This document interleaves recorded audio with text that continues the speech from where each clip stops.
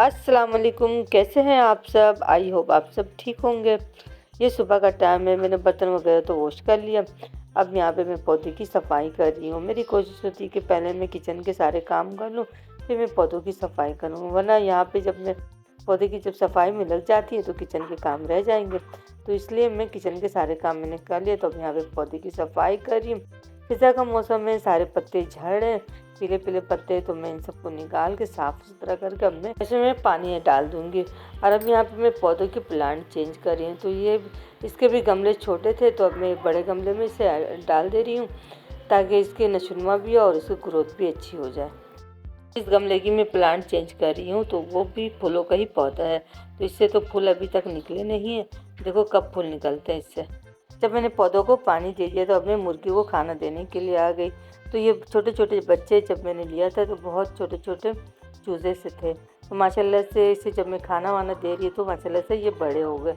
तो अब ये जो सब्ज़ी वगैरह जो बच जाते हैं तो उसे मैं बारीक कट करके दे देती हूँ, तो ये लोग खा लेती हैं। तो यहाँ पे मेरी बेटी ने इसका प्याला निकाली, जिस प्याले में खाना देती हूँ, तो उस प्याले में खाना दे रही है, तो मुर्गी बाहर आ रही है जल्दी जल्दी की ताकि बाहर खाऊंगी।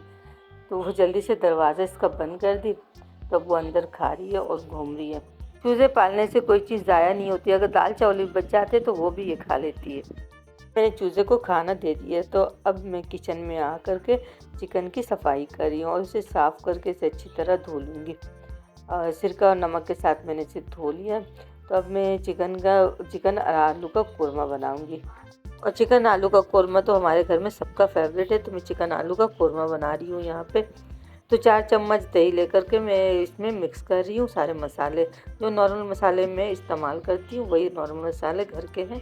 बस सिर्फ एक चम्मच बिरयानी मसाला और 2 चम्मच अदरक लहसुन का पेस्ट और खड़े गरम मसाले और पिसा हुआ गरम मसाला, इन सबको डाल के मैं इसे अच्छी तरह मिक्स कर रही हूँ। इन मसालों को मिक्स कर करके 20 से 25 मिनट के लिए मैं किचन में ही छोड़ दूँगी मैरिनेट होने के लिए। मसाला देर तक लगा रहेगा तो चिकन और भी मज़े की बनेगी। कढ़ाई में हाफ कप से ज़्यादा मैंने तेल ऐड कर दिया। जब वो गर्म हो जाएंगे तो मैं इसमें 5 रफली कटे हुए प्याज ऐड कर दूंगी, दरमियाने साइज़ की। चिकन को तो 20 से 25 मिनट के लिए मैं मैरिनेट होने के लिए छोड़ दी थी पहले। तो अब 20 से 25 मिनट भी हो गए और हमारे यहाँ गैस नहीं आई, तो यहाँ पे मैं सिलेंडर में ही खाना बना रही हूँ। तो 5 प्याज ब्राउन होने वाले हैं, तो मैं इसे निकाल के अलग प्लेट में निकाल के रख दूँगी और इसी में मसाले लगे हुए चिकन डाल दूँगी। और मसाले लगे हुए चिकन डाल के इसे अच्छी तरह मैं यहाँ पे मैंने सारे चिकन को डाल करके इसे अच्छी तरह भून लिया। और जब मैं इसे भून रही हूँ तो इसे अदरक लहसुन की खुशबू इससे अच्छी आ रही है और सारे मसालों की, तो मैं इसे अच्छी तरह भून लूँगी और इतना भूनना कि इसका तेल ऊपर आ जाए।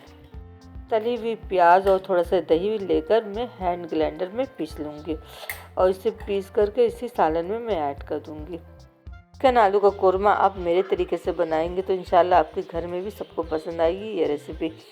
यहाँ पे 2-3 चम्मच दही लेकर के अब मैं यहाँ पे प्याज डाल करके हैंड ग्राइंडर में पीस लूँगी। जब मैंने हैंड ग्राइंडर में पीस लिया तो मैं सालन में ऐड कर दी, वो क्लिप उससे मिस हो गई।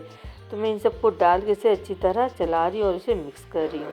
दूसरे चूल्हे पे मैं आलू में फूड कलर और नमक डाल के इसे भी चढ़ा दी थी गलने के लिए। जब हाफ आलू गल गए थे तो मैं सालन में ऐड कर दिए। तो अब यहाँ पे हमारे चिकन आलू का कोरमा तैयार है, तो मैं यहाँ पे धनिया पत्ता से भी गार्निश कर दूँगी।